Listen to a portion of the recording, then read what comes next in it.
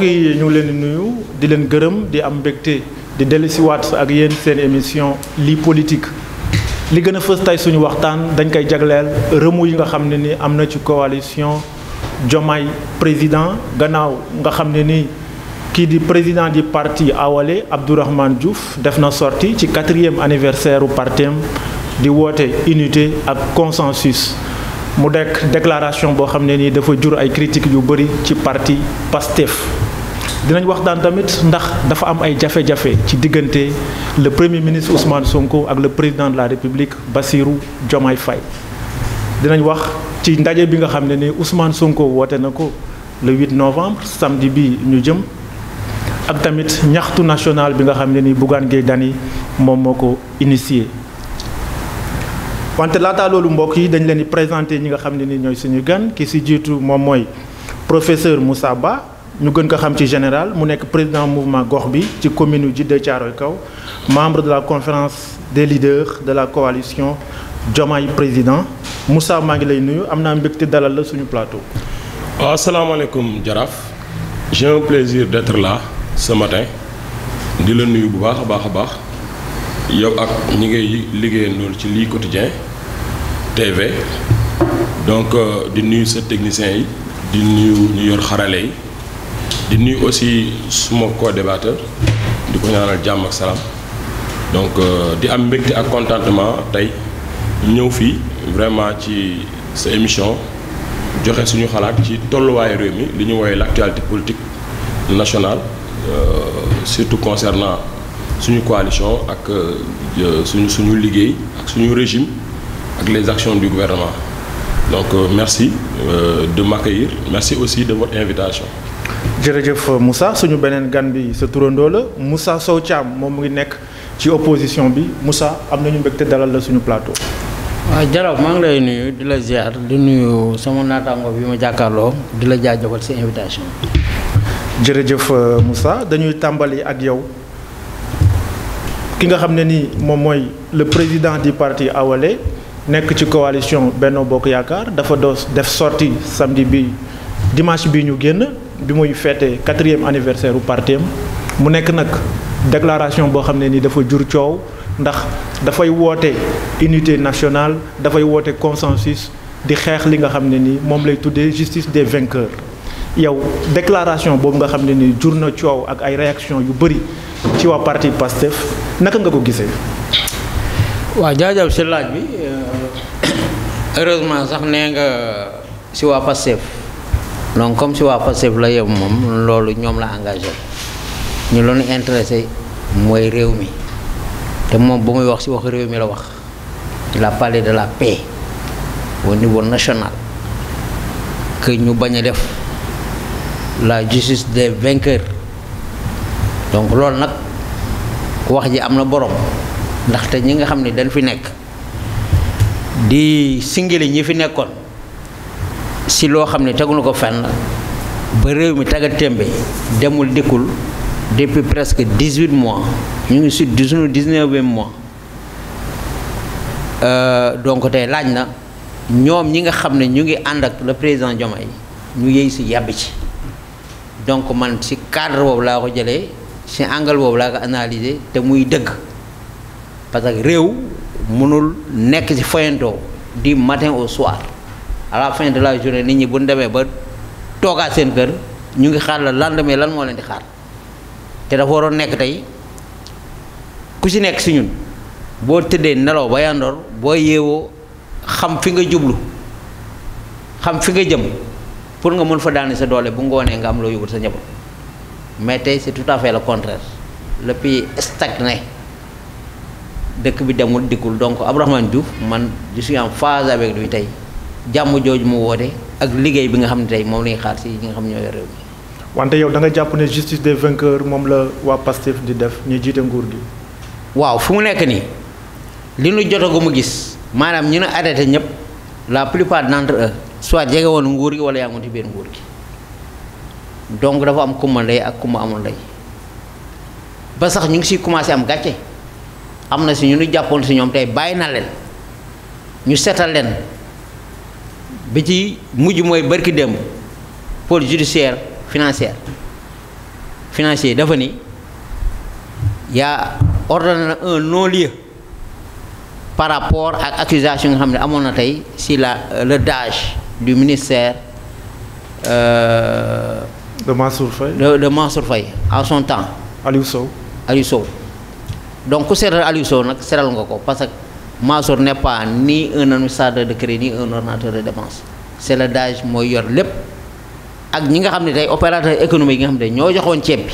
ñoom Moustapha Ndiaye ak ñoom Ahmed Dieng ak Rachid waaw ak kim xawma kii donc ñoo ñëpp tey bu leen blanchir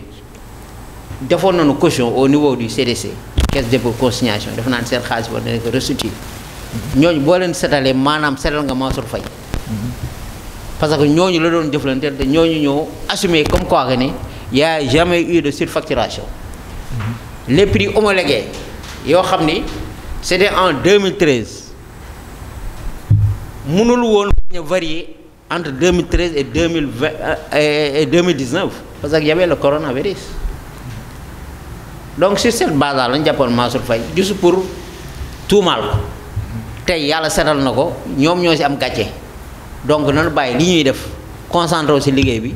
naan diw ak diw ñoo nekkoon ci nguuru Macky Sall il faut que ñoom aussi ñu ñamal leen kaso parce que ñoom ils étaient en prison. jërëjëf Moussa Sow Thiam. Moussa Ba ndax déclaration bi nga xam ne ni docteur Abdourahmane Diouf def na ko ndax da nga jàpp ne dafay wane ne coalition Diomaye président bi nga xam ne ni ci nga bokk dafa am ay jafe-jafe. Merci beaucoup Jaraaf. D'abord je tenais à éclaircir et à dire qu'il n'y a aucun problème dans la coalition Diomaye président. Coalition Diomaye président amul problème. Je vois temps yi semaine bi ci réseaux sociaux yi gars yi dañu jékki-jékki rek le débat de la coalition Diomaye président mu agité d'une manière boo xam ne yow mi nekk ci biir après yow doo comprendre li ngay dégg à l'extérieur ce que les gens disent yow doo comprendre par rapport ak ñun ñu nekk ci biir li ñuy dund quoi par rapport à ça y a une grande différence. Bon dama amoon nag sama benn xarit suma grand la sax temps yi may nekk université mu waxoon mu lu am solo mu ne ma nous sommes dans un pays qui vit de supputation et de rumeurs mu ne ma nous sommes dans un pays qui vit de supputation et de rumeurs. Sénégal moom dëkk la boo xam ne dafa baaxoo coow dafa baaxoo rumeur rawatina nag ñun suñu cadre bi ñu nekk muy cadre politique souvent tu entends des choses yoo xam ni parfois tu te poses la question à savoir mais ñii li ñuy wax ak yow mi nekk ci biir que voilà nu mu c'est quoi bon nan la mën a nekkee bon yàlla dimbal na ma man je n'ai jamais été dans les périphéries ci lépp lu mu mës a bokk muy gestion municipale muy gestion locale muy politique damay fexe au moins di nekk foo xam ni dinaa xam lan moo fa xew dinaa xam exactement les tenants et les aboutissants d'une chose n'est-ce pas. Alors le docteur Abdourahmane Diouf man nag dama di une personne boo xam ne damay respecter nit ba keroog may gis je suis très impulsif je suis très réactif et j'ai des ripostes je suis comme ça de nature naturellement mais dama di koo xam ne damay respecter nit ba keroog may gis loo xam ni man maa gis sama bët baa ma teg sama baaraam mais man je suis pas une personne de réseaux sociaux boo xam ni damay toog jékki-jékki rek benn masse wax benn affaire ma ànd ak ñoom si loolu alors que xawma exactement lii nii ñuy wax nii est-ce que man am naa ci lu ma leer. Nous sommes dans la coalition Diomaye président le docteur Abdourahmane Diouf est membre de la coalition avec son parti Awalé kii mi ngi koy wax démb le colonel Abdourahim Kébé bokkoon na ci ñu ko demoon démarché ñun ñoo ko fa jiitu donc foofu la ñu fekk bokkoon na ci ñu ko demoon démarché pour mu ñëw. Alors depuis que mu ñëw ci coalition Diomaye président man musuma ko gis nit ñi dajaloo mu nekk ci biir mbooloo mi wax fa lu ñu koy xeebee man musuma gis musuma fekkee muy rencontre wala dara mu ñëw toog def fa lu ñu koy xeebee wala def fa loo xam ni dañ naan lii c'est pas du tout catholique man musuma gis. Maintenant nag dafa yor parti politique am di def meeting je sais pas meeting xaw ma anniversaire il a fait des déclarations man de suma sañoon dañ koy woo peut-être dans un cadre beaucoup plus privé am ak moom des tête-à-tête laaj ko bu fekkente ne li mu wax moom il confirme que oui je dis ça dans des allures de division entre le président Diomaye et le président Ousmane Sonko, mais il y a des sanctions qui s'y il y a des sanctions qui sont prévues pour ça. N'oubliez pas que la coalition Diomaye président nekkul dañoo dajaloo nii rek kii jóge fële kay ñëw taxaw après ñu bind Diomaye président non. C'est un regroupement de leaders, de personnes très responsables qui viennent de partout au Sénégal. Je rappelle que Diomaye président ëpp nañ 200 personnes. Suñu première rencontre avec le président de la République, c'était le 7 avril 2024, hôtel Méridien Président. Mais nit ñi bi ñu ñëwee amuñu fu ñu toog alors ku xool Méridien Président nu salle bi toll ñu ñëw ñun ñëpp am leader yoo xam ne amuñu fu ñu toog kon nga war a xam ni nous ne sommes pas un petit groupe de 10 personnes. Alors maintenant vouloir jël coowal Diomaye président yëpp bëgg ko orienté ci benn anniversaire u Abdourahmane Diouf pour man c'est trop léger pour man loolu c'est trop léger. La coalition Diomaye président est plus grand que ça. La coalition Diomaye président est beaucoup plus responsable que ça. La coalition Diomaye président est beaucoup plus complexe que ça. Boo fa duggee da nga fay fekk ay ingénieurs ay docteurs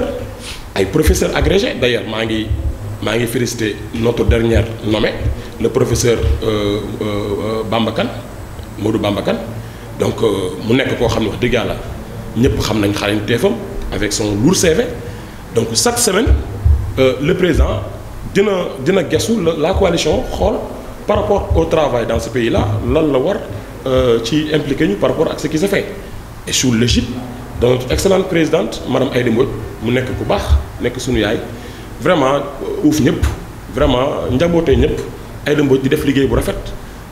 dans la conservation des acquis mais aussi dans la persévérance et dans la progression des choses au niveau de la coalition Diomaye président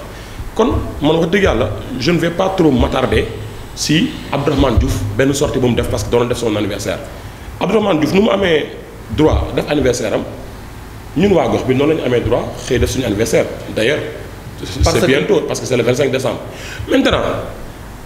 s'il y a un problème boo xam ne yow da ngaa jàpp ne lii maanaam yow dafa am lu mu wax loo xam ne yow bëgg nga ñu waxtaan ci je pense que mën nga ma éclaircir mais man franchement man gisuma lu ma koy condamner. parce que dafa def ñaari déclaration bu mu njëkkoon def au niveau de la RTS. rajo Sénégal. mu woote consensus unité pardon affaire yooyu noonu. mu nekk déclaration boo xam ne nii waa parti Pastef fii d'accorduñ ci parce que waa parti Pastef fii ñoom li ñuy wax mooy justice. avant réconciliation. mu ñëwaat dans son l'anniversaire de son parti. mu réactualiser. presque reprendre les mêmes termes. En fait loolu est-ce que finalement nekkul division. boo xam ne ni am na ci gis-gis ci moom mi nga xam ne ni il est ministre de l'environnement aujourd'hui ak waa parti Pastef. li ma la bëgg wax mooy le premier ministre finalement. les Sénégalais qui ont voté 54% pour nous. lors des élections présidentielles. ils ont pas voté 54% uniquement parce que dëkk bi dafa metti uniquement parce que dañu war a améliorer les conditions de vie. uniquement parce que on doit opérer des changements c'est vrai da cee bokk mais les Sénégalais qui ont voté à hauteur de 54% pour une alternance à la tête du pays pour imposer le président Bassirou Diomaye Faye comme président de la République du Sénégal ils ont aussi voté pour la justice ils ont aussi voté pour la justice dëkk bi dafa am ay nit ñoo xam ne dañ fi subir injustice yu doy waar ñoo xam ne ci régime bii fi jógee muy régime Macky Sall ils ont été torturés ils ont été humiliés ils ont été livrés à des scènes atroces ils ont été malmenés sans fondement légal sans raison valable ils ont été vraiment traités je peux dire de la plus grande atrocité que tu peux imaginer ces gens-là mais ñu ngi toog seen nduq ñooñu la ñuy woowee ceux qui ont versé leur sang pour le sacrifice ceux qui ont versé leur sang pour le changement à la tête du Sénégal léegi ñooñu bu fekkente ne yow da nga ñëw nga da ngay woote je sais pas une justice des vainqueurs une réconciliation d'accord réconciliation kenn bañu ko mais damay balayer d'un revers de main le fait que les gens puissent penser qu'il peut y avoir justice des vainqueurs dans ce pays loolu mënul nekk jaraaf. Vous savez pourquoi? Parce que la justice elle est indépendante bu justice des vainqueurs doon am mais doo fi dégg chaque semaine ku ñu jàpp semaine bi ci topp ñun la bàyyi nañ ko kon doo fi dégg tey jii presque la moitié de beaucoup de gens qui étaient arrêtés sur des rapports gars yi bi ñu demee enquête bi setal la wala boog nga joxe vraiment des éléments de réponse yoo xam ne mën nañ la satal loo xam ne vraiment mën nañ ci sukkandiku pour wane ni vraiment tu as réfuté, tu as vraiment refusé, tu as contesté rigoureusement, preuve à l'appui les accusations yoo xam ne tegoon nañ ko sa kaw. mais gis ngeen ni dañ leen libéré ñu dem seen yoon ñii sous condition ñii sous mais pensez que il peut y avoir des justice des vainqueurs loolu mënu nekk parce que le ministre Abdourahmane Diouf j'ai beaucoup de respect pour lui hein franchement mais dama la bëgg wax benn affaire s'il doit y avoir justice dans ce pays moom mënu ci dara bu ñu waree jaarale réew mi ci yoon Abdourahmane Diouf mënu ci fukki dërëm dañ koy jaarale ci yoon si les gens doivent faire la justice dans ce pays Abdourahmane Diouf mënu ci ñaar dërëm la justice sera imposée dans ce pays. Maintenant, débat, il faut que gis ku nekk da ngay joxe sa xalaat c'est dans la discussion que jaillit la lumière gars yi dañuy joxe seen xalaat dañuy partager seen gis-gis terew ma la nga joxe sa xalaat terew ma keneen joxe xalaatam mais dama ni la les Sénégalais qui ont voté 54% pour imposer l'alternance ils ont voté et pour le changement et pour l'amélioration des conditions de vie mais aussi pour la justice. dafa am ñoo xam ne dañ ñoo yónni yàkkamte ñu toog di ñu xaar et incha allahu rabbi y aura la justice dans ce pays tous ceux-là qui ont fauté sur un intervalle bien donné bien connu bien communiqué dans ce pays-là vont payer jusqu'au dernier centime ils vont payer de toutes leurs fautes ils vont payer à la hauteur de ce qui a été fait. jërëjëf Moussa Ba Moussa Sow Thiam jàppoo ne balaa li nga xam ne ni moom la ñu woote pardon muy baale war nañu d'abord def justice ba ñi nga xam ne ni dañoo faatu ci diggante 2021 ba 2024 ñu leeral ko ak tamit ñi nga xam ne ni dañoo jàpp ne dañoo luubal xaalisu réew mi. waaw foofu bala ma fay ñëw damay rebondir un peu par rapport ak mon vis-à-vis il a maquillé c'est-à-dire le vrai fonctionnement de la coalition Diomaye. Moi j'y étais et je me suis battu pour que Diomaye puisse être président. Donc j'étais membre de la coalition. Et j'ai quitté juste avant les élections législatives. Bon, nos gars commençaient à nous marginaliser. Ceux qui veulent rester dans la coalition n'ont qu'à se répondre au nom de PASTEF. Nous, quand nous, tout le si l'on a une élection, on a eu un député. Avec Birima Mangara. Avec M. Birima Mangara, avec la coalition Kira et Natangé. La coalition Diomaye existe que de nom. Ça n'existe nul que de nom. Il n'y a qu'un groupe WhatsApp qui est là-bas. Administré par Aïda Mbodj. Comme moi, je suis venu à gagner. Amul ben considération bo xamni ay leader ñu fofu gaay xamul leen sax ils les connaissent même pas. Parfois je suis sérieux mo gisé quelqu'un qui se réclame de la coalition Diomaye di wax lu ko neex, c'est-à-dire je ne peux pas me retenir quoi parce que dama xam li fa xew. Ñi ñu considérer on les a donné des postes. Ñi ñëk génn ñom Moustapha Diop ñoo ñëpp ils étaient relégués au second plan ak ñun ñi. Alors que sur les négociations avant une élection, amul lu ñu promettre wax rek mësuñu wax dara ba jël seen engagement en commençant par le premier ministre. Quand docteur Abdourahmane Diouf bu taxé wax il a parlé à son nom personnel parce que anniversaire am la doon def de son parti. Gisoo fa Aïda Mbodj parce que elle a pris, c'est-à-dire elle est partisane de Ousmane Sonko. ña ànd ak Diomaye ñoo fa nekkoon les quelques responsables fa nekkoon kon kuma coalition Diomaye amul dara man lu ma si wax loo xam ne xaw ma ko chaque jour j'ai les informations venant de là-bas ñu nekk si groupe bi alors que j'ai quitté comme naan groupe bi sax dañ ko tasoon foofu à part le groupe y a quoi on parle là quoi ça n'existe que le nom y a rien là-bas kenn impliqué wu leen si lenn parce que ils veulent instaurer dans ce pays un état parti. Beaucoup de bokk ak nit ñi dara c'est ça la réalité. Maintenant pour en revenir à la justice. Ouais. La justice doit être faite dans ce pays parce que ñi plié woon réew mi toj casino yi taal université taal BRT ak terre yi rey fi ay nit c'est à le responsable on doit les mettre devant la justice.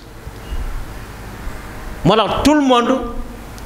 a le rang le bol par rapport ak les 5 milliards yi dégagé leen ko indemniser des casseurs, des plieurs. Qu'est-ce qui a causé les 83 morts? Qui a demandé à ce que le jeune y gagne? Justice moo koy leeral. Kon nag c'est-à-dire nanu bàyyi caaxaan quoi. Nous réclamons justice, nous le peuple sénégalais. ñoom ñi nga xam ne ils sont au pouvoir lan la ñuy xaar pour ubbi les enquêtes ñoom ñoo fi nekk dara bloqué wu leen tey lan la ñuy xaar ñoom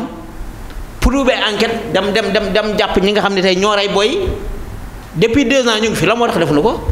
à chaque fois il crie justice justice vous avez la justice entre vos mains, vous avez tous les pouvoirs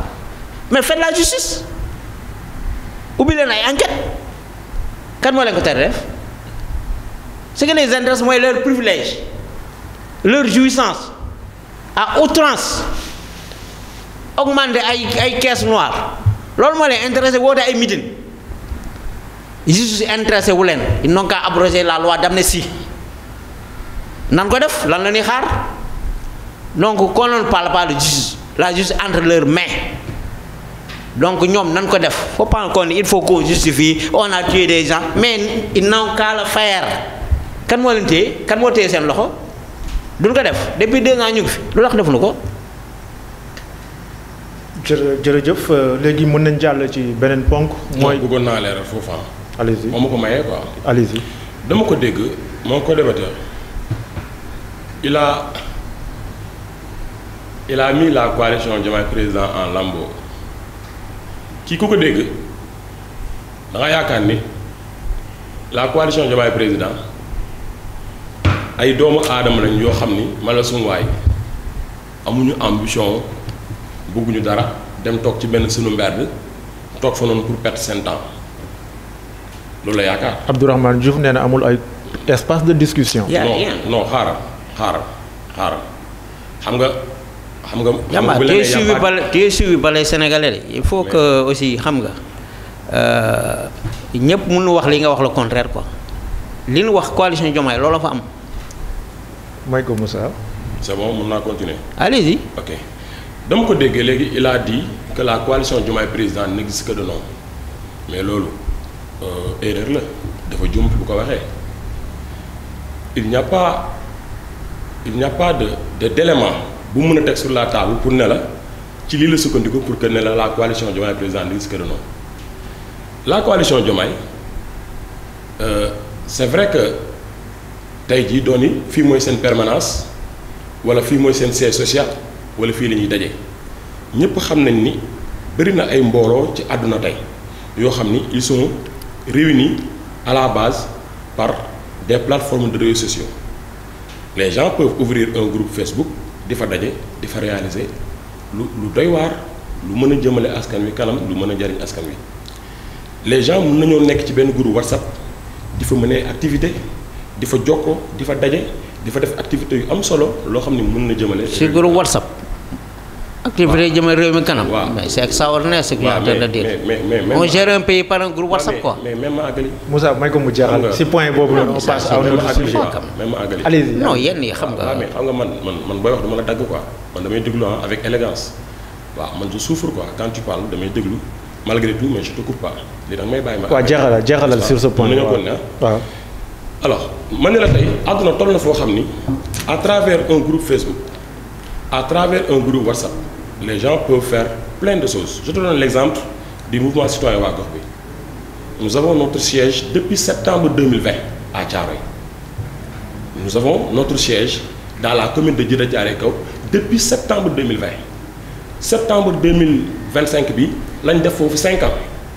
Pourtant, nous avons 3 mois de quotidien. On peut rester 3 mois, on ne se voit pas.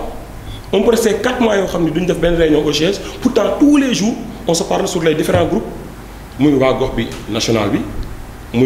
avons un bureau, nous avons un restreint. Nous avons quelques éléments qui sont top idées. Pareil, ci waa gox bi bureau bi buñ paré jël ko yégal ko ci waa gox bi national ñu décider ben affaire ñu ne kon dimanche na ñëpp dajé bërepp sangam nit ñi dajé fa kon bu nit ñi né y a pas de cadre dans la coalition Diomaye président alors que les gens peuvent envoyer minimum 100 messages par jour dans le groupe WhatsApp et c'est parce que les gens ne savent pas ce que veut dire cadre il faut qu'on ñu dem jangi la définition d'un cadre de réflexion d'un espace où les gens peuvent échanger tey jii dama koy wax sama gars yi parfois dañuy dem réunion am ñu manqué avec le mouvement waa gox bi ma ne leen Sénégal fi ñu toll nii à part le conseil des ministres kenn mënut a assurer que su ma wootee kenn du manqué à part le conseil des ministres il y a que le président qui peut appeler les mercredis mu leer kon les mercredis kenn du manqué donc Diomaye président xaama ñëw moom la nit ki bu ko neexee nag am nga sa liberté nga bokk fenn ba mu neex la nga génn dem sa yoon loolu moom wax dëgg yàlla kenn du ñu téye parce que wolof Njaay day faral di wax naan benn picc mënta yàq mbooloo ñun Diomaye président ah ñi ngi gisee bu dara xewee la présidente Aïda Mbodj dinañu ko yëgal ñu taal suñu oto ñun ñëpp topp si ginnaawam bu ñu waree dem fenn dinañ fa ànd dem fa bu président joxee instruction dinañu ko jox bu président amee lu mu laaj dinañu ko wax nous avons fêté les 100 jours du président Bassirou Diomaye Diakhar Faye nous avons fait des rencontres pour discuter sur la question des élections législatives mais ñi nga xam ne d'accord woon nañ ci le premier ministre teg ne damaa ñëw pour demee élection législative ak liste Pastef sama classe yi dañu dem signé waat pacte bi encore dem àndaat ak moom ci loolu parce que garaawul comprendre nañ que il a bien ses raisons ak li fi doon xew ci politique nit ñi ñëw ñu teg une coalition un député toog ci coalition ba mu neex ko mu génn groupe parlementaire boobu dem dugg ci beneen groupe parlementaire te dara du ko ci fekk le président Ousmane Sonko pour sécuriser la majorité à l'Assemblée nationale du parti Pastef loolu moo tax mu dem élection ci bannière Pastef donc bu la kenn gëmloo ni la coalition Diomaye président n'existe pas wala boog n'existe que non la coalition Diomaye président avec à sa tête la présidente maman nationale madame Aïda Mbodj est en train de bien faire son travail wax naa la fi léegi semaine passée on a nommé un membre de la coalition Diomaye président muy le docteur Modou Bamba Kane semaine balaa nga caa génn booba ca ginnaaw on a nommé un membre de la coalition Diomaye président muy suñu grand Alpha Thiam te boo bëggee mën naa continuer la liste. merci. oui maman Aïda Mbodj moom elle n'est pas la maman nationale yow waxal maman de la coalition Diomaye kooku mooy ñun bu ñu si boole quoi. jërëjëf Moussa dañu jàll ci beneen ponk ndax diggante Ousmane Sonko le premier ministre président du PASTEF aussi ak tamit le président de la République Bassirou Diomaye Faye membre du parti PASTEF dañu am ay jafe-jafe mu nekk question boo xam ne ni ci wàllu ñu ngi koy agité dans le landerneau politique depuis quelque temps Ousmane Sonko nag woote na samedi bii nii le 8 novembre fële ca parking bu stade Léopold Sédar Senghor ngir wax ci état wax tamit ci Pastef lan lañ mën a xaar ci déclaration boobu noonu Moussa Thiam. waaw dans un premier temps ci laaj boobu bala mooy ñëw ci lan la mën a xaar ci déclaration bi seen relation ñoom ñaar entre le président et son premier ministre wax dëgg yàlla nekkuma seen biir. duma fekkee seeni waxtaan bokkuma ci ñoom mais ci gis-gis de loin ngay def lecture di def analyse di am yenn information xam nga ni diggante bi melul ni waroon mel avant ñoom ñu ñëw au pouvoir. ndax lan ba ñuy wax ni Sonko mooy Diomaye mooy Sonko boobu avant élection la mais ba ñu ñëwee au pouvoir ba léegi ci premier gouvernement bi xam nga am na. Sonko 2 mooy remaniement bi amoon réaménagement bi amoon. ba foofu affaire yi mu ngi doon neex parce que ñu ngi doog a accès au pouvoir. mais ndekete ñoom dañoo complot boo xam ne sénégalais yi yëgu na ko woon. complot boobu nag lan fa waxante woon. te ñàkk respecté kàddu diggante ñoom ñaar mooy feeñ ci ay réclamations ci ay actes yoo xam ñu ngay posé ba premier ministre fële ci King Fahd ba mu wootee partem dem na ba mu ne nan ma bàyyi ma gouverner alors il est le chef du gouvernement il est le premier ministre un premier ministre qui demande que bàyyi leen ma mu gouverner te yooyu premier ministre on parle un chef d'État et un chef du gouvernement donc lui il est chef du gouvernement donc c'est lui qui gouverne yaa ngi dégg boo wax ba ma ni li ma waxoon ak moom Al Malick Ndiaye moo ko fekkee kon loolu mooy dem nii parce que lanu waxante woon xamuñu lan la mais tey loolu moo indi seen féewaloo ba mu demee ba tàng kan moo génn Guy Marius Sagna mu ni Au Sénégal, on a un président légitime et un président légal. Xaayaan ko dégg séeréer Sénégal ay borom xel ñoo fi ne kenn dofu fi loolu dafay jëm si jusqu'à présent la ñu waxante woon loo xam ne tey antuwul seen diggante loolu nag dafa doon junj comme quoi que ni kële moo nekk si nguur yi waaye kii mooy doxal réew mi un président légitime et un président légal mais dans la constitution du Sénégal benn président lañ xam mooy légitime moo légal Sénégal du mës a am 2 présidents il faut ñu bàyyi seen xel yu ñu foowee Bassirou Diomaye Faye est le président de la République du Sénégal il n'y aura jamais un président légitime et un président légal loolu lu muy wundu maanaam ñi ñu yor ña ngay xëccoo ay mbir au sommet de l'État doxulu si yitee askan bi loolu day wane ne ñoom ñaar jubóowuñu bi ci topp mooy bala muy wootee meeting bi dafa am loo xam ni daf ko réclamoon bien avant les ministères de souveraineté muy la défense ministre de l'intérieur ministre de la justice et affaires étrangères loolu nga xam ne prérogative premier président de la République parce que c'est les ministres de souveraineté mais Diomaye Faye jox ko il a mis ses hommes là-bas dàq ñi fi nekkoon parce que ñooñu maanaam defuñu li nu war parce que ñooñu dañu def seen serment jamais au président grand jamais nga toog seen bras pour def loolu leen lu mënul def peut-être il faut mettre là-bas un homme politique wala une femme loolu lañ mujj def parce que ba mu demee Grand Théâtre voilà il avait fait une déclaration quelque part en disant que le ministre de la justice c'est une autorité publique politique su ma ko waxee jàppal diw dafa war a jàpp loolu lépp dégg leen ko fii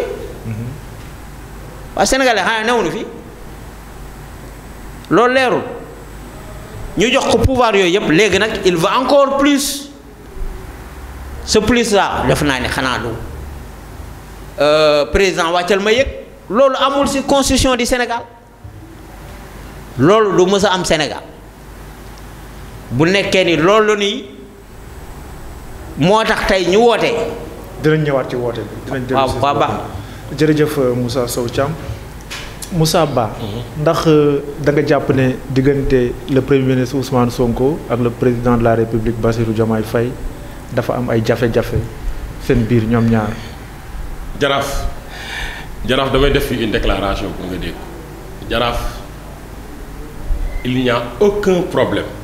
je dis bien il n'y a aucun problème entre le grand frère je vais même pas citer les titres politiques ou institutionnels dama ne il n'y a aucun problème entre le grand frère Ousmane Sonko et le jeune frère Bassirou Diomaye Diakhar Faye Jaraaf foofu problème am fa man nag parfois wax naa la ko sànq nee naa la man parfois l'analyse de certains ay retaan la may def da ngay gis nit ne la bon man je ne suis pas dedans xawma lu fa xew maanaam en résumé je ne suis pas dans le secret des dieux tey y a un cadre restreint très restreint boo xam ne ñii xam dafa xew ak ñi xam ce qui se dit à l'intérieur waxuma la ay coalition waxuma la ay kii mais man la ba biir Pastef c'est un cercle très restreint c'est pas un grand groupe boo xam ni dañuy vocal ci ay WhatsApp wala dañuy toog ci ay banc public di wax wala ñuy dem marché Ndoumbé Diop toog fa di wax non c'est un cercle très restreint la plupart des gens mais et puis Jaraaf Sonko ak Diomaye dañoo am problème mais loolu c'est pas la première fois gars yi jël débat boobu def ko seen arme de guerre mais gars yi à chaque fois ñu xool yéeg wàcc dugg génn xamuñu lu ñuy wax benn problème lañ am benn débat lañ am pour nourrir mooy dañuy teg Sonko ak Diomaye dañoo am problème Sonko ak Diomaye amuñu problème parce que le président Bassirou Diomaye Faye c'est le président de la République du Sénégal le président Ousmane Sonko c'est le Premier ministre, mais aussi c'est le président du parti PASTEF, le parti majoritaire au Sénégal. Beaucoup de le président Ousmane Sonko, il est garant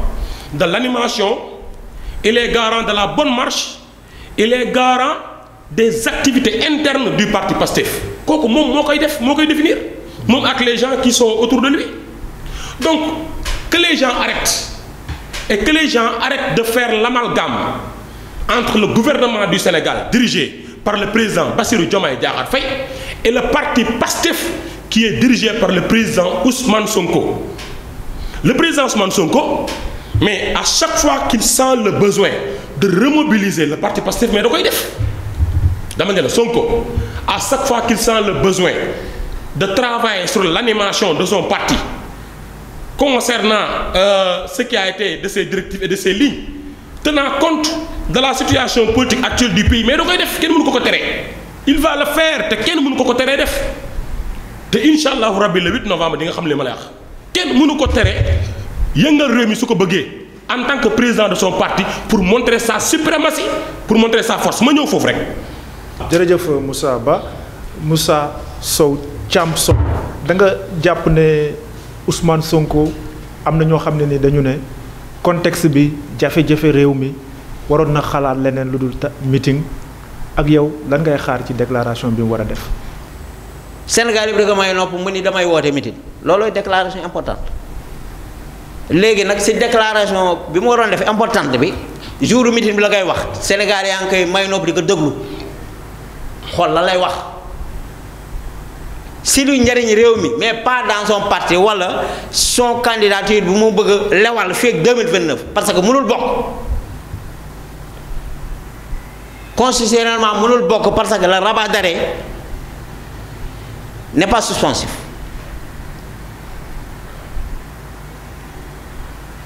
Ils veulent soumettre à l'Assemblée nationale un projet de loi modifiant l'article 29 et 30 du code électoral. Moi, je vais recevoir député. On a des sources. Mais du bok 2029, moi, je c'est pas possible. Concernant le président Diomaye,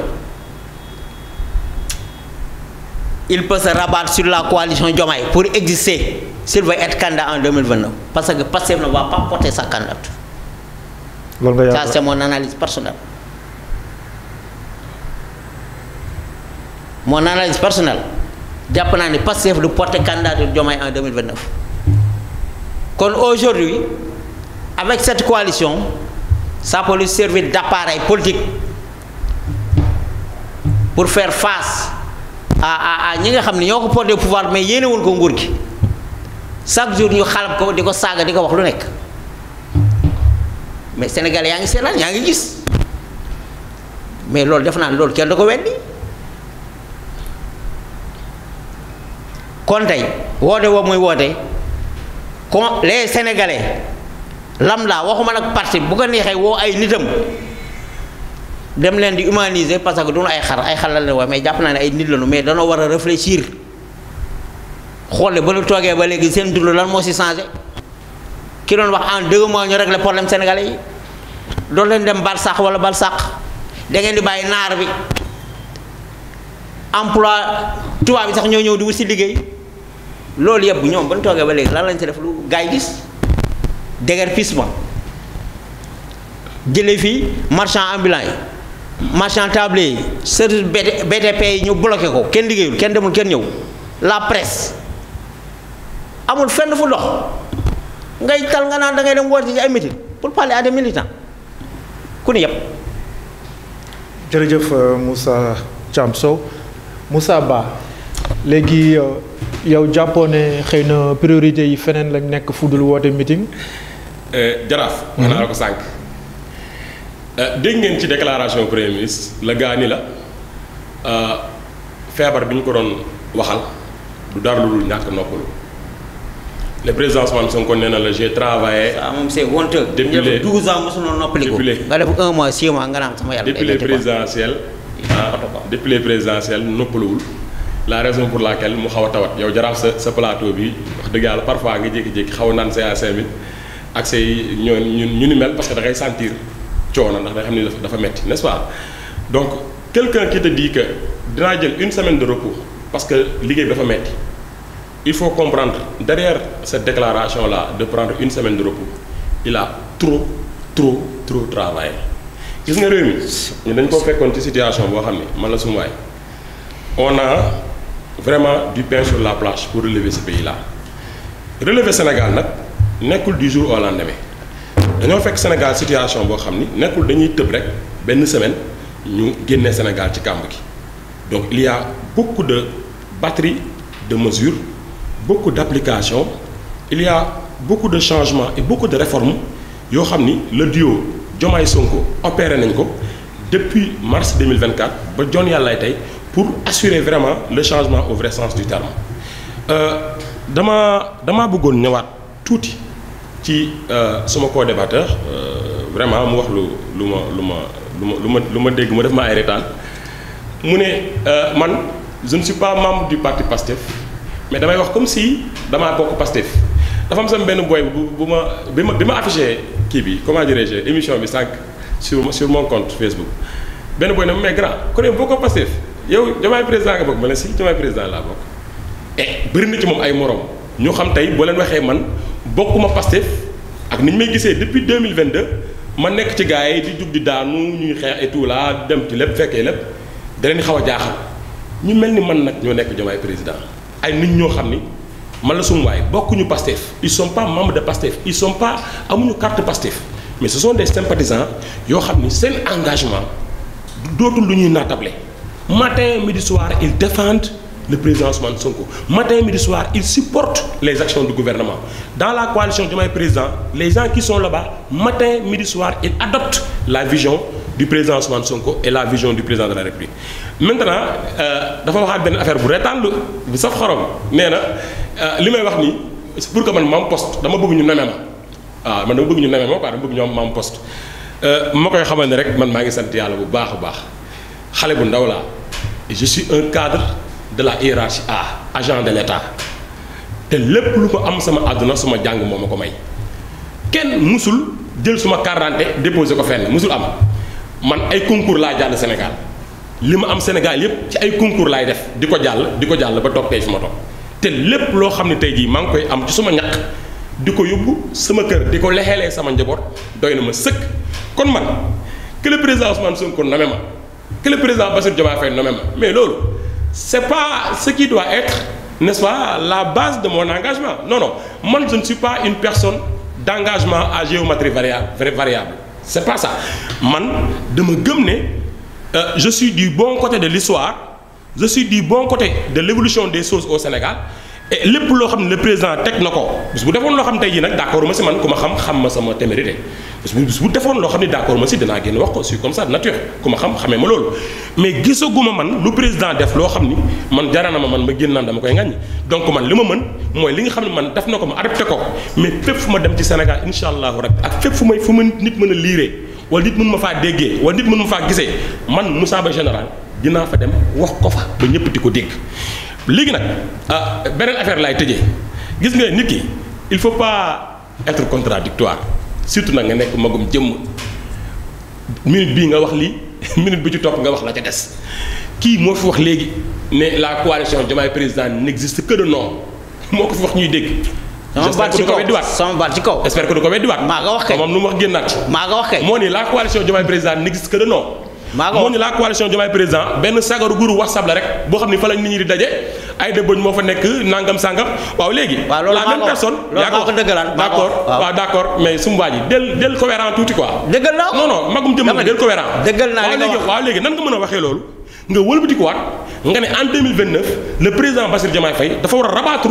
ci coalition Diomaye président pour ñu porter sa candidature parce que Pastef du porter candidature ñii ñoom ñooy jaxase xat yi nekk Sénégal di dugal ci xelu nit ñi que le président Bassirou Diomaye Faye coalition Diomaye président ñoo koy porter coalition Diomaye président ñoo koy def nii ñoo koy def loolu lii ñoo koy désorienter alors que ça c'est pas vrai la coalition Diomaye président est partie intégrante des idéologies et des manifestes du parti Pastef dañ ko adopté ba mu jeex takk dañ ko jël ba mu jeex takk dañ ko sangoo ba mu jeex tàkk dañ ko sol ba mu jot ñu ànd ak ñoom ci loolu coalition Diomaye Président musuñu ramer en contre-courant du parti Pastef musul am man ba musuma ko fekkee man musuma fekkee parti Pastef teg benn affaire coalition Diomaye Président teg le contraire pour contrer le parti ñun musuñu ko def musuma ko dégg dans les communes musuma ko dégg dans les départements musuma ko dégg sur le plan national man musuma ko dégg kon mënuma comprendre la même personne qui te dit que la coalition Diomaye Président ne gis que de non benn genre xott la benn groupe WhatsApp la Aïda Mbodj moo fa nekk di bumi amul débat la minute qui suit moom mu ñëwaat ne la le président Bassirou Diomaye Faye na demaat ci coalition boobu nga xam ne tekkiwuñ dara ci ay waxam ñu porté waat sa candidature pour les élections 2029 su ko defee nag waa Pastef di ko dégg nag seen xel def ay jiixi jaaxa ñuy jàpp ne coalition Diomaye Président dafa nekk di teg ay mbig mag dafa nekk di teg ay jeu de pion ay jeu politique yoo xam ni c'est pour séparer le tandem Diomaye Sonko alors que du dëgg loolu amul. jërëjëf Moussa gannaaw bi nga xamee ne nii. waaw naa la jox benn affaire de xam naa réunion bi amoon temps coalition Diomaye yow moom nekkoo fa woon te xam naa loolu lañ fa doon waxtaanee dama lay jox information. gannaaw bi nga xam ne nii le premier ministre président du parti Pastef Ousmane Sonko woote na terrain meeting bi mu woote fële ca stade parking stade Léopold Sédar Senghor Bougane Gueye Dany nekk président du mouvement Gëm Sa Bopp ak waa rappel ñoom dañu woote fële nga xam ne ni moom mooy terrain Sacré-Cœur ci lu ñu dippee ñaxtu national pour dénoncer li nga xam ne ni mooy njëg yi ni mu chéré ak tamit woyofal bi ak yeneen Moussa yow ban jàngat nga gis ci ñaxtu national bi nga xam ne ni Bougane Gueye Dany woote nañ ko. waaw sànq jotoon naa anticiper sax si le 8 bi mais boobu maa ngi doon wax si en fait wootewu waa Pastef mais concernant ñaxtu national bi nga xam ni Bougane moo ko initié parce que dafa jot te li ko yee manifestation yi Ousmane Sonko la gi nga nguur boo ko yoree bul susciter ay manifestation politique ba fi gars yi toogee jàpp seen njàmbur ci première année bi dafa jóg ni fii amul opposition ay ragal lalu ba gars yi commencé génn moo leen yee bii tamit bëgg na am lu mu wax jéem na ko régler ci suuf ba te sottiwul mu ne xaaral ma woote kii nga kii di li may wax dafa concerné état lan moo gën a crédible institutionnel nga dem à la RTS Sénégal yëpp di la dëgg nga wax fa li nga ko bëgg a wax kon li ngay def ci politique waxoo ak sénégalais yi say militants ngay waxal c'est un moyen de pression pour toi mu jëm ci pouvoir jëm ci opposition bi pour wane ni voilà affaire yi man maa ko yor ñaxtu bi mais contexte bi dafa changé li amoon avant amatul cette fois-ci maa ngi gis DG ministre ku si nekk yaa ngi joxe ay 5 bis 10 bis te auparavant daawul ko def kon xam nañ affaire changé na maintenant nekkul ñoo xam dañuy jóg spontanément ñoo fekkee ci seen activité il faut ñu génne xaalis et c'est des millions am tëdd ci hôpitaux yi amul ko faju opposition bu ko defee il est dans son rôle l'opposition est dans son rôle d'opposer de manifester de contester ci li xew ci réew mi bu nu wootee c'est normal c'est légitime opposition def ko pouvoir moo amul def droit di ko def pouvoir yi fi doon jaar bu nu bëggoon di def ay activités politiques dañ ko doon jaar ci ay tournées économiques defaale seen politique sous-entendu économique mais c'est politique c'est plus intelligent que ngay wax une manifestation politique pour dire quoi au Sénégal opposition dans son ensemble joxante na loxo ñoom ñëpp tey pour faire face pour ñëw fekkee ci ñaxtu national bi. jàpp nga ne mobilisation après mobilisation FDR ba nu wootee marche boobu gis nañu la fa nekkoon ci ay nit ña fa ñëwoon ñëpp ñoo dërëm seen 100 francs seen 200 ñëw paas ay Guédiawaye Pikine partout kon ñaxtu national bi ñaxtu national la te sax am naa yaakaar ne si la coordination est bonne au niveau national du yem rek terrain Sacré-Cœur Sénégal yëpp lay nekk parce que Sénégal fi mooy métti. jërëjëf Moussa Ba naka nga gisee ñaxtu national bi nga xam ne ni Bougane Gueye Dany ak ñoom Karim Xurum Xaq ak ñeneen ñu bokk ci opposition bi woote nañ ko. waaw l'autre Jaraaf. ñaxtu répète encore. national ñaxtu national. waaw moom la gars yi woote. ça c'est du ñàkk fayda national. du ñaxtu national de. déedéet waay ñoom lu ñu woote. c'est du ñàkk fayda national. may na argumenté waxal. gis nga Jaraaf. gars yi dañu neex quoi gars yi dañu saf xorom. gis nga ñu na on interdit à personne de faire son ñàkk fayda national assimilé à ñaxtu national. non mënu leen ko sax dama ne la. vous pouvez même pas interdire c'est pas possible. waaw mais même ma àggali. même man du ma la dagg. voilà léegi ñu jeexal yaa ma mag léegi ñu jeexal du ma la dagg. allez-y yow. parce que j'ai du respect pour toi du ma la dagg. est-ce que maa la mag on termine sur ce point. Non, c'est pas important. Non, c'est pas important. On termine. Non, c'est pas important. C'est pas important. Même ma àggali. léegi ñu jeexal waaw. gis nga kii l'autre là kii Jaraaf. nañu yàlla musal ci yenn yi quoi yàlla ñu yàlla suturaal bu baax ba musal ci yenn yi. ñun on interdit à personne de faire son ñaxtu. na nit ñi woote fu leen neex parce que le président de la République il est garant des libertés politiques le président de la République il est garant de la démocratie donc le premier ministre il est sous coupole du président de la République même bu nekkante ni moom il est président d'un parti politique au Sénégal je rappelle le plus grand parti politique majoritaire au Sénégal. alors le ñaxtu national ñoom bu ñu ko wootee mais c'est pour exprimer leur ras-le-bol et ils ont pleinement le droit de le faire nañu mobiliser lu ñu mën mais nag que les gens arrêtent amul kenn kuy def mobilisation nga nit ñi doxee leen Sacré-Cœur ba Kër Massar amul kenn kuy def mobilisation nga nit ñi doxee leen Ourossogui ba Thiès amul c'est pas possible quand même quand tu appelles les gens à la mobilisation mais le déplacement c'est le minimum qu'il faut assurer c'est le minimum les gens nous disent que suñu ministres yi suñu DG yi suñu PCA yi ñu ngi maye ay bus mais un ministre qui a été nommé en mars wala boog avril wala mai 2024 mais ce ministre là qui a 3 millions de salaire qui a exercé son poste de ministre pendant 2 ans pendant 18 mois pendant 20 mois mais kooku il a fait des épargnes mais sur ces épargnes mu génne ci benn 1 million dem xool la coordination Pastef wala boog la coordination Diomaye de son quartier mu jël benn 1 million jox leen ne leen je vous appuie en transport jël leen seen i car ngeen dem ci manifestation bi mais loolu c'est tout à fait normal parce que man je ne suis pas ministre je ne suis pas DG je ne suis pas PCA te musuma lekk 2500 francs Pastef je n'ai jamais reçu 2500 francs man Moussa Ba général musuma lekk 2500 francs ci Pastef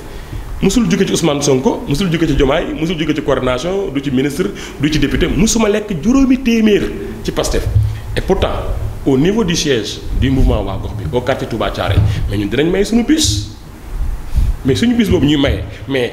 man maay dem jël sumay économie xool lu ma mën a joxe sama gars yi ma fëgg leen ñuy joxe 10 000 francs ñuy joxe 5 000 lu waay am lu waay mën ñu teg ko si mbedd mi ku bëgg dem ñu mobiliser militants yi ñu dem déglu président Ousmane Sonko mu def déclaration ñibbi ci jàmm dem ci jàmm ñu ci jàmm donc l'appel de ce groupe là que vous appelez le ñaxtu national que j'assimile à un ñàkk fayda national dama ni la c'est tout à fait normal dans un pays de démocratie ils peuvent le faire mën nañu woote seen ñaxtu mais dama ni la ngalawaay na nit ñi nangu que incha allahu rabbi ñoom bu ñu paree seen ñaxtu national boobu noonu dinañ xam ni le 8 novembre 2025 le président Ousmane Sonko montrera toute la suprématie du parti PASTEF avec ses sympathisants et ses alliés loolu la yàlla dogal te kenn mënu ci dara. presque jeexal nañ votre dernier mot. bon sama dernier mot damay nuyu bu baax waa Thiaroye loolu mooy suma kii suma emblème à chaque fois que su ma demee émission damay nuyu suma dëkkandoo yi waa Thiaroye di nuyu bu baax ñi nga xam ne maa leen jiite depuis septembre du moins mai 2013 ba tey muy le mouvement waa gox bi ay nit ñu baax ay nit ñu am jom ay nit ñu ma bëgg wax dëgg yàlla suma grand yooyu maa ngi leen di jaar bu baax di nuyu suma co-débatteur di ko sant aussi di ko ñaanal gudd fan ak wér yàlla suñu borom may ko tawféex mais nag am na leneen lu mën a si bëggoon dollil yaa ngi doon werante léegi est-ce que yow yaa mag fuuf magoo ma sax ndànk tey boo nekkoon tëb xaamaagali rek dama ne la xaamaagali tey boo nekkoon suñu kër yow suñu taawu kër yéen a maase man maay nekk sa juróomeelu rakk parce que tu es né en février 1974 n'est-ce pas yow moroomu Ousmane Sonko nga te magee nga ko 6 mois je vous remercie. jërëjëf Moussa Ba ñu gën ko xam ci général nekk président mouvement gox bi ci commune Djiddah Thiaroye Kaw nekk membre conférence leader de la coalition Diomaye président amoon nañ mbégte dalal la suñu plateau. jërëjëf Moussa. waaw jërëjëf Jaraaf si dalal bi donte yàq nga samay nelaw. mais waxtaan bi jaroon na ko. parce que fallait ñëw leeral quoi. parce que ñii boo leen bàyyi plateau yi dañuy continuer di leen demal xelu Sénégal yi noonu lañ def ba jël réew mi loolu aussi il faut ñu bon am naa sax part de responsable parfois loolu moom mooy xaw a métti quoi parce que j'ai contribué si li Abdou Karim di wax ñun ñëpp la nax quoi ñun ñëpp la nax ba jël réew mi quoi man dama bokk si ñu nax moo tax may révolté wu nii quoi parce que la ma loolu yaakaar yëpp gisuma si dara. yow laa nax. donc dan maa nax xëy. mag mu toll ni yow. dama ni Sonko ñëpp la nax. mag mu toll ni yow. dama ni 50 ans ñu lay nax. dama ni suñu waaj war nga xoolaat sa bopp de. non dama ni le temps passe. non dama ni. non dama ni les années filent. xoolaat sa bopp. man ma concernant dama ni la les années filent. sa waay yow mag mu toll ni yow 50 ans nga dañ laa nax. non dama ne la ma concernant man mag mu toll ni yow te concernant. waa doo wax la rek dama ni mag mu toll ni yow te concernant. 50 ans nga ne yow dañ laa nax. ça il faut vraiment arrêter. Le président Ousmane Sonko a eu la confiance des Sénégalais doublement benn daf leen woo ci fal leen Diomaye ne leen Diomaye mooy Sonko Sonko mooy Diomaye les Sénégalais en 10 jours ils ont adopté les directives du président Ousmane Sonko fal Diomaye en mars 2024 loolu mooy benn ñu jóge ci loolu le président Ousmane Sonko gars yi naan waaw jeunesse bi bàyyi nañ ko Sénégalais yi mere nañ ko mu dàbbaliwaat élection législative yii passé muy novembre 2024 qu'est-ce qui s'est passé man je faisais le tour des plateaux et li ma doon wax mais yàlla suñu borom leeral na ko dama ni woon si on perd le département de Pikine la commune de Djiddah Thiaroye Kaw Dakar man Moussa Ba général je quitte définitivement la politique parce que ñun xam nañ baax li ñuy wax xam nañ fu ñu ko teg donc yow magum jëmb boo fi taxawee tey naan ma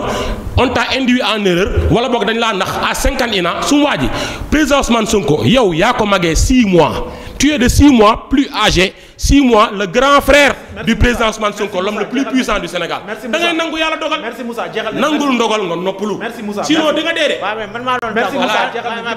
dama ne sa tàggatoo boole ci loolu.